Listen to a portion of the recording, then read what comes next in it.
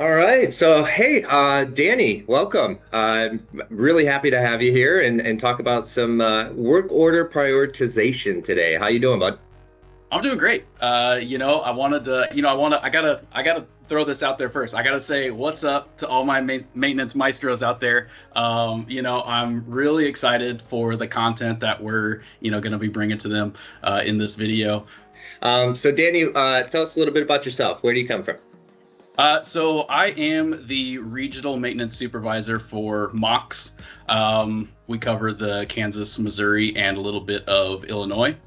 I am based out of Olathe, Kansas, the community Santa Barbara Estates. Wonderful. Right on.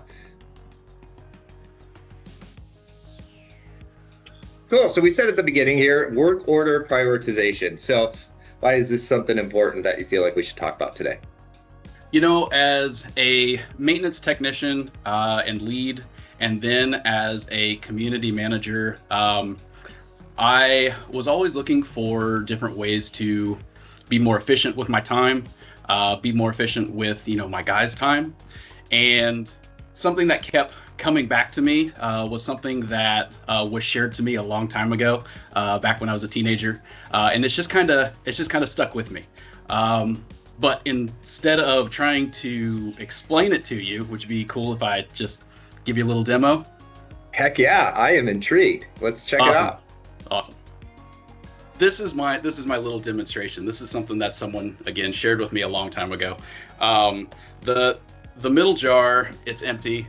It represents our time. Certain block or amount of time that you have, whether that's the day, the week, or even the month. That's what the empty middle jar represents. The golf balls over here, they represent your high priority to-dos, we'll say. That could be your daily dues of, making sure your community is cleaned up. If it's pool season, checking your pool chemicals before it's opened up. Your work orders, your gold keys, your refurbs, so on and so forth, right? Your high priority things. The BBs over here, they represent maybe your lower priority things. Just as important as high priority, right? We're not talking importance, we're just talking priority. They could be your, I need to sweep up the shop. It got a little dirty the other day when we were in there, cutting lumber. And it could be, really anything, pressure washing the clubhouse, etc. So really it's a matter of how do I fit all of this within this block of time? If you start by focusing on your lower priority things, again, just as important as your higher priority things, but if you spend too much of your time on your lower priority things, and then you try to shift over to your high priority things, you're out of time, right? Yeah. You don't have enough room left in your day, your week, or your month, right? So if you shift your focus to your higher priority things first, get all these back in here. So these are all of our high priority things. If we shift our focus to our high priority first, and we plan accordingly, then all of our lower priority items will find a place to fit in the schedule. And now you've gotten everything knocked out. How about it? That's awesome, man. I appreciate that visual. That makes a lot of sense. Definitely.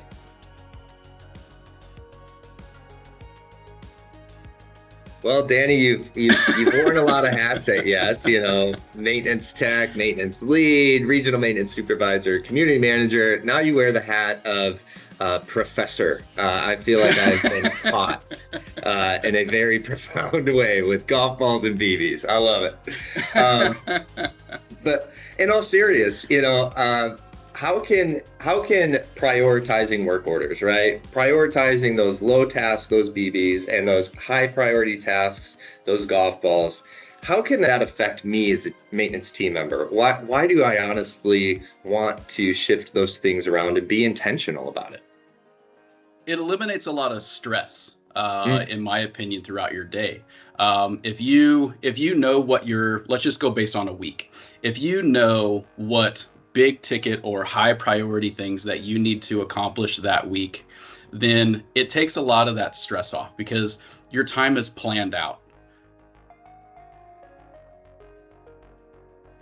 Danny, I think you've got something kind of figured out. So are you able to share what advice you might have for effectively prioritizing your day, specifically when it comes to the work orders? Yeah, absolutely. I it's starting your day with reviewing all of your open tickets, Mm. and talking with your community manager, just in case something came up, overnight that you didn't see. Um, it starts there.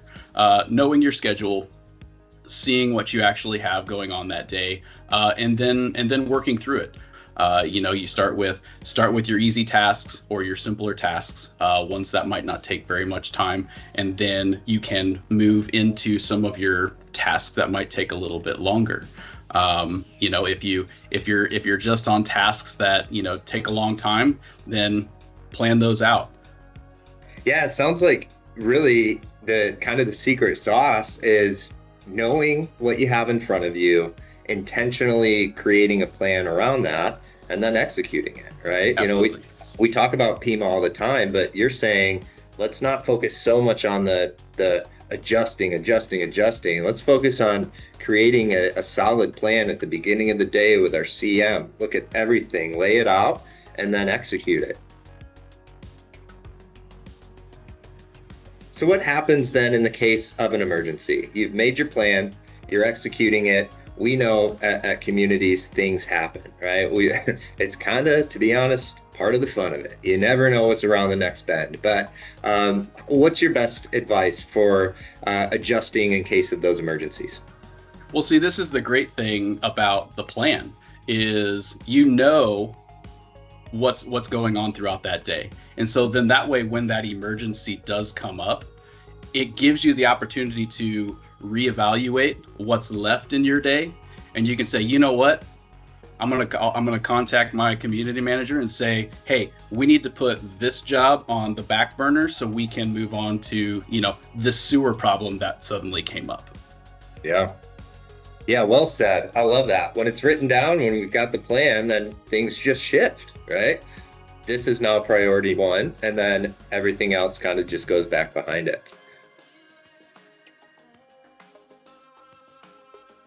So a lot of this kind of hinges, it sounds like, on knowing the priority level of your work orders, knowing the priority level of your tasks.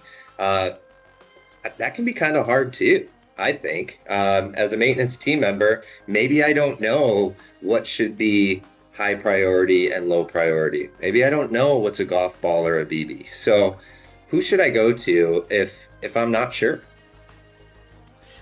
Again, everything comes down to communication. So whether you're a maintenance tech, reach out to your maintenance lead.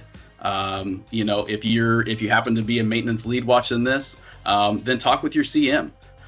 They can be a sounding board on, hey, I'm not quite sure which one I should focus on just yet. What are your thoughts? If there's if for some reason, your CM, or maybe you're a CM watching and you're not quite sure, again, talk with your maintenance team. Please always reach out to your regional maintenance supervisor if you have one in your region. If you don't, you can always reach out to your divisional guru. I know they'd be happy to help too. I love that. Well said. Well, Danny, I genuinely appreciate your time. That display that you did at the beginning of this call really kind of puts it in perspective. It kind of seems like an illusion, but it's not. It's quite simply the truth. If we pile one thing on first, the other doesn't fit. If we find a way to kind of plan and organize strategically, then everything can then fit in that same jar that it once did it. So really appreciate the visual, as well as just the solid advice. It can seem daunting sometimes, but the way that you said it is that it can be as simple as just knowing what's ahead of us, making a plan together with our team, and then executing it. And guess what? Things are going to happen. So when we have that plan and we're executing and those emergencies or high priorities come up, then we're much more able to pivot and adjust what needs to be done in the moment. So exactly. Greatly appreciate that and all of your advice, Danny. Anything else to send us off with? That's all I've got. So I just want to say, Maestros, thank you. I'll see you in the next video.